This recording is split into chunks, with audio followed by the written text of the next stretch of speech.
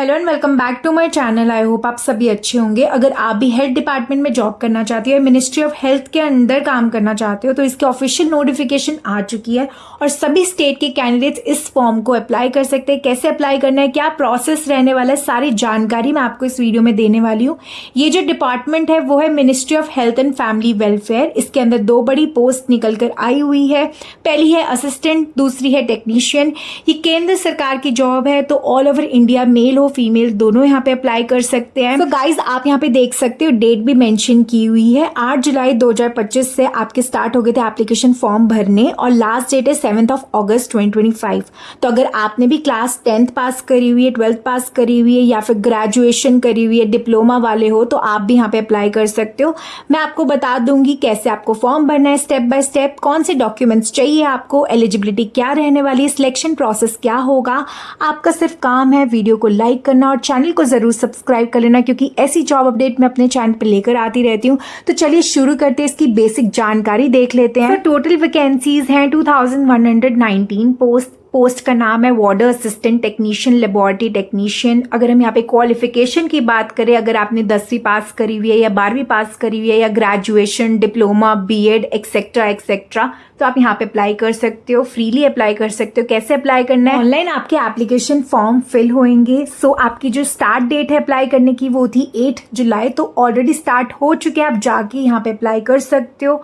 कौन कौन अप्लाई कर सकता है, ऑल ओवर इंडिया मेल हो फीमेल दोनों यहाँ पे अप्लाई कर सकते हैं, कोई भी रिस्ट्रिक्शन नहीं है। अगर आप एलिजिबल है तो यहाँ पे जरूर अप्लाई करना। अब बात कर लेते हैं सबसे मोस्ट इंपॉर्टेंट चीज, एलिजिबिलिटी क्राइटेरिया की क्या क्वालिफिकेशन यहाँ पे मांगी गई है। अगर हम यहाँ पे वार्डर मेल पोस्ट की देखें तो अगर आपने 10th पास करी हुई है या 12th पास करी हुई है तो आप इस पोस्ट के लिए अप्लाई कर सकते हो।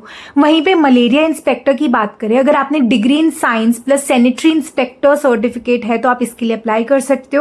आयुर्वेदिक फार्मासिस्ट के लिए diploma in Ayurvedic pharmacy plus 10 plus 12 science करी हुई है तो आप यहाँ पे अप्लाई कर सकते हो। पीजीटी इंग्लिश मेल फीमेल के लिए मास्टर डिग्री इन इंग्लिश होनी चाहिए प्लस बीएड होनी चाहिए तो आप इस पोस्ट के लिए अप्लाई कर सकते हो। वहीं पे पीजीटी संस्कृत मेल फीमेल दोनों अप्लाई कर सकते हैं अगर आपने मास्टर डिग्री इन संस्कृत करी हुई है प्लस बीएड करी हुई है। तो पीजीटी इंजीनियरिंग ग्राफिक्स के लिए अगर आपने बीई या फिर बीटेक और इक्विवेलेंट प्लस बीएड करी हुई है तो आप यहाँ पे अप्लाई कर सकते हो। वहीं पे पीजीटी हॉर्टिकल्चर या फिर एग्रीकल्चर में आपको चाहिए MSc in related field plus BEd, आप इस पोस्ट के लिए एलिजिबल होंगे। डोमेस्टिक साइंस टीचर में bachelor in home science plus BEd आपने करी हुई है तो आप इस पोस्ट के लिए एलिजिबल हैं। वहीं पे टेक्नीशियन ओटी एक्सेट्रा के लिए diploma in relevant paramedical field है तो आप अप्लाई कर सकते हो।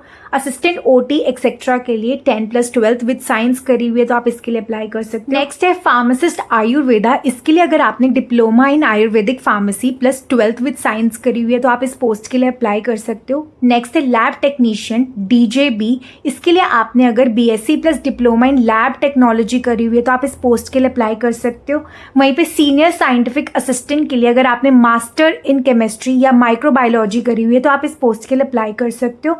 सो यहाँ पे ये चेकआउट कर लेना आप जिस भी पोस्ट के लिए अप्लाई कर रहे हो उसके लिए क्या क्वालिफिकेशन मांगी हुई है। अगर आप एलिजिबल हैं तो उस पोस्ट के लिए आप जरूर यहाँ पे अप्लाई करना। अगर हम यहाँ पे एज लिमिट की बात करें तो teaching post PGT and TGT के लिए अप टू 36 इयर्स वाले कैंडिडेट यहाँ पे अप्लाई कर सकते हैं।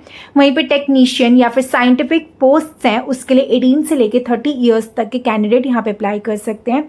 क्लर्क असिस्टेंट स्टाफ के लिए 18 से लेके 27 इयर्स तक के कैंडिडेट यहाँ पे अप्लाई कर सकते हैं। मेडिकल या फिर पैरामेडिकल पोस्ट जितनी भी हैं उनके लिए 18 से लेके 27 इयर्स तक के कैंडिडेट यहाँ पे अप्लाई कर सकते हैं। वार्डर जेल स्टाफ के लिए भी सेम है, 18 से लेके 27 इयर्स तक के कैंडिडेट यहाँ पे अप्लाई कर सकते हैं। अगर हम यहाँ पे एप्लीकेशन फीस की बात करें तो जर्नल ओबीसी ईडब्ल्यूएस वालों को 100 रुपीज पे करना होगा। Rest SC ST PWD all female candidates ex serviceman के लिए कोई भी फीस नहीं है, आप फ्री ऑफ कॉस्ट ये एप्लीकेशन फिल कर सकते हो। नेक्स्ट बात कर लेते हैं इंपॉर्टेंट डेट्स की। सो आपका जो नोटिफिकेशन रिलीज हुआ था वो हुआ था 5 जुलाई को और जो आपकी एप्लीकेशन स्टार्ट हो गई थी फिल होनी वो हुई थी 8 जुलाई को। लास्ट डेट है 7 अगस्त। तो 7 अगस्त से पहले आपको अपनी पोस्ट और एलिजिबिलिटी क्राइटेरिया देख के यहाँ पे अप्लाई कर देना है। अगर हम यहाँ पे सिलेक्शन प्रोसेस की बात करें तो रिटन एग्जाम होने वाला है आपका टायर 1 एंड टायर 2 एज पर पोस्ट। सो सारी पोस्ट जितनी भी है उनके लिए अलग अलग सिलेक्शन प्रोसेस रहने वाला है। किसी में टायर 1 है तो किसी में टायर 2 भी है, तो मोस्टली वैसे टायर 1 ही रहने वाला है। नेक्स्ट है स्किल टेस्ट या फिर टाइपिंग टेस्ट अगर कोई रिक्वायरमेंट है तो। फिर नेक्स्ट है आपका डॉक्यूमेंट वेरिफिकेशन, वो हर एक पोस्ट के लिए होने वाला है। देन लास्ट है final merit list based on exam performance. जो भी आप एग्जाम रिटन एग्जाम करोगे उसके बेस पर वहाँ पे मेरिट लिस्ट लगेगी।